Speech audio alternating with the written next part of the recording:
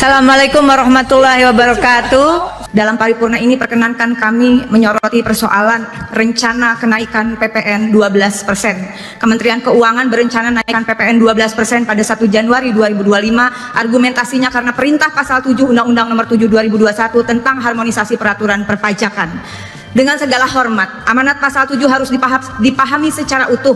Jangan hanya diambil pasal 7 ayat 1 yang berbunyi pada huruf B sebesar 12% mulai berlaku paling lambat tanggal 1 Januari 2025. Sesuai dengan pidato Ibu Ketua DPR tadi yang menyatakan bahwa DPR adalah mitra konstitusional pemerintah, maka keputusan PPN 12% penting menggunakan pertimbangan konstitusional keadilan sosial bagi seluruh rakyat Indonesia yang jelas merupakan komitmen Presiden Prabowo disampaikan pada pidato pelantikan 20 Oktober 2024. Dengan segala hormat, mari kita baca dan hayati pula pasal 7 ayat 3. Tarif pajak pertambahan nilai sebagaimana dimaksud pada ayat 1 dapat diubah bukan hanya paling tinggi 15%, tapi bisa juga diubah paling rendah 5%. Dalam penjelasannya disampaikan juga bahwa keputusan naik tidaknya harus mempertimbangkan perkembangan ekonomi dan moneter serta perkembangan harga kebutuhan pokok setiap tahunnya.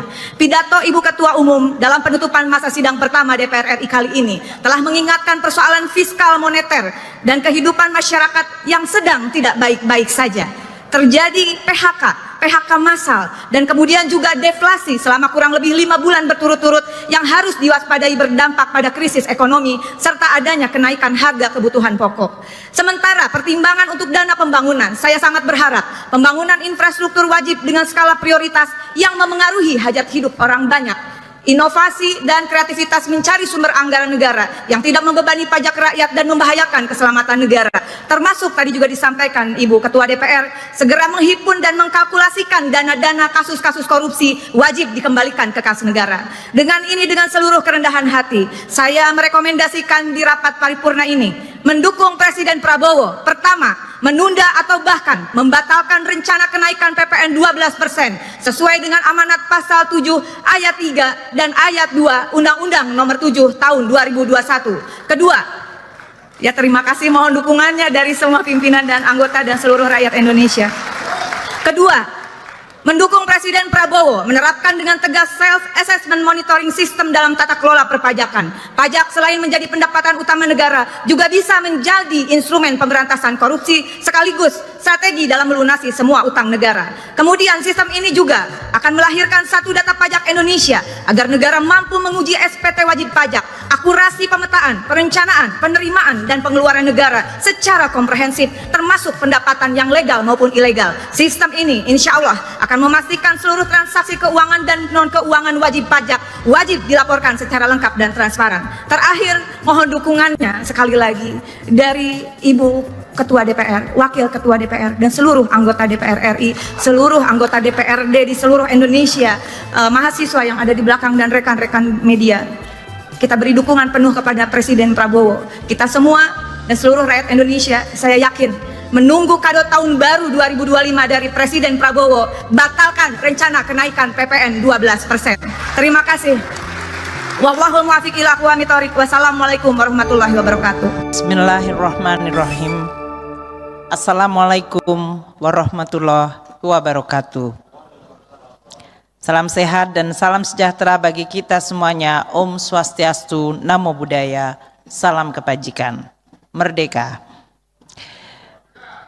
Pimpinan dan para anggota Dewan Perwakilan Rakyat yang kami hormati. Tujuannya untuk tadi karena ini kan Bapak dan Ibu sekalian tuh pinter-pinter ya.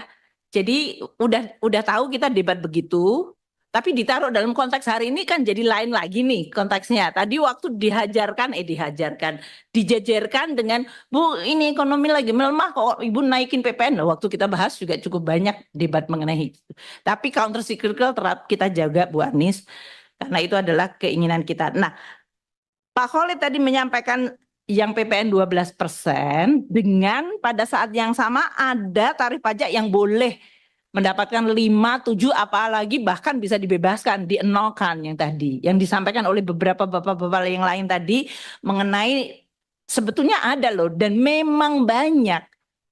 Kalau kita hitung nanti teman-teman pajak Pak Anggito atau Pak Suryo, Pak Yon di sini yang ngitung-ngitung banyak sekali bisa menyampaikan secara detail exemption atau fasilitas untuk dienolkan atau dibebaskan atau mendapatkan tarif lebih rendah 5-7% itu ada di dalam aturan-aturan tersebut. Saya setuju Bapak dan Ibu sekalian bahwa kita perlu untuk banyak memberikan penjelasan kepada masyarakat.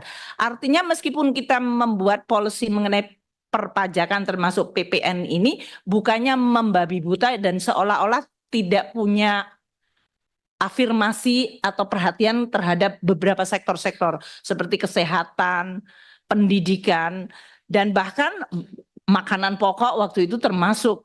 Debatnya cukup panjang di sini. Jadi nanti kami akan sampaikan. Jadi di sini kami sudah membahas bersama Bapak Ibu sekalian, sudah ada undang-undangnya. Kita perlu untuk menyiapkan agar itu bisa dijalankan tapi dengan tadi penjelasan yang baik sehingga kita tetap bisa bukannya membabi buta tapi APBN memang harus terus dijaga kesehatannya. Namun pada saat yang lain APBN itu harus berfungsi dan mampu merespon seperti yang kita lihat dalam episode-episode seperti waktu global financial crisis, waktu terjadinya pandemi itu kita gunakan APBN. Saya rasa itu mungkin yang overview yang besar sekali yang saya ingin sampaikan. Ya. Sebelum ganti topik Bu, karena Ibu masih tadi soal pajak dan tax ratio, saya ingin penegasan nih Bu. Tax ratio 23% itu masih jadi acuan atau tidak Bu? Aspirasi kan tetap Bapak. Kalau kita mengatakan bahwa Indonesia dianggap tax rasionya paling rendah di ASEAN, kan itu bukan sesuatu yang membanggakan kita Pak. Tapi pada saat yang sama ekonomi kita juga growth-nya cukup decent.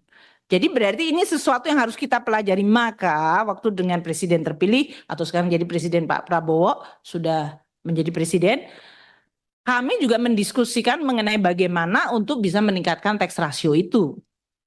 Dan tentu itu menjadi tugas, enggak hari ini harus saya jawab semuanya. Karena kalau tadi bicara tentang roadmap-nya, sektornya mana saja, Pak Anggito jadi wamen baru berapa minggu Pak? Jadi 2 minggu, 3 minggu lah. Jadi kami sedang menyiapkan juga Pak, tapi kalau Pak Dolfi menyampaikan beberapa, kan saya selalu menyatakan tax ratio kita dan kenapa kita ada di situ, kita menjelaskan di sini. Kalau teman-teman di Komisi 11 juga melihat ada potensi loh. Nah sekarang dengan Pak Anggito juga ada tadi berbagai yang disebut berbagai kegiatan ekonomi yang potentially selama ini belum dianggap bisa dikolek pajaknya secara peraturan perundang-undangan. Itu yang kita lakukan. Dan Presiden Prabowo menyampaikan itu menjadi tugas dan sekaligus juga beliau memberikan dukungan penuh kepada kami di Kementerian Keuangan. Maka Pak Dolfi dan Bapak Ibu sekalian kami akan terus melihat. Sekarang yang disampaikan tadi 2025 dengan target berapa tadi? 2018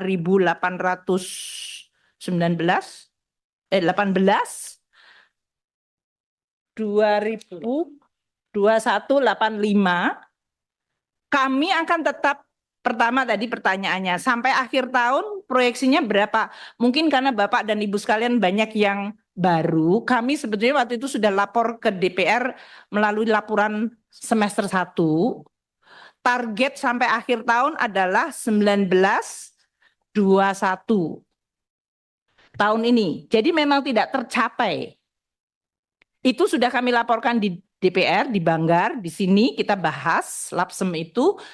Dan itu yang sekarang menjadi fokus kita. Konsekuensinya ke 2025 berarti lebih tinggi naiknya. Betul. Dan itulah yang sedang kita sekarang siapkan. Makanya Pak Anggito sekarang bekerja siang malam, nggak pakai libur untuk membuat ini dan nanti kita akan sampaikan. Beberapa langkah-langkah tentu kita akan coba untuk calibrate terus. Apakah ini persoalan enforcement? Apakah ini masalah kapasitas dari teman-teman di pajak? Apakah ini masalah kebocoran? Apakah ini menjadi wakil rakyat yang harus menampung itu? Saya harap tidak membabi buta. Nanti saya tanya Pak Suryo dan Pak Anggito untuk ngawasi. Tapi kira-kira nanti kita akan lihat. Tapi itu yang kita coba lakukan. Sehingga kami akan bisa melakukan tugas sesuai undang-undang mandat, namun pada saat yang sama kami juga tetap waspada terhadap perekonomian. Mungkin itu semoga Allah Subhanahu wa taala senantiasa memberi petunjuk dan ridho bagi kita di dalam merawat tanah air, menjaga sumber kehidupan bagi bangsa Indonesia.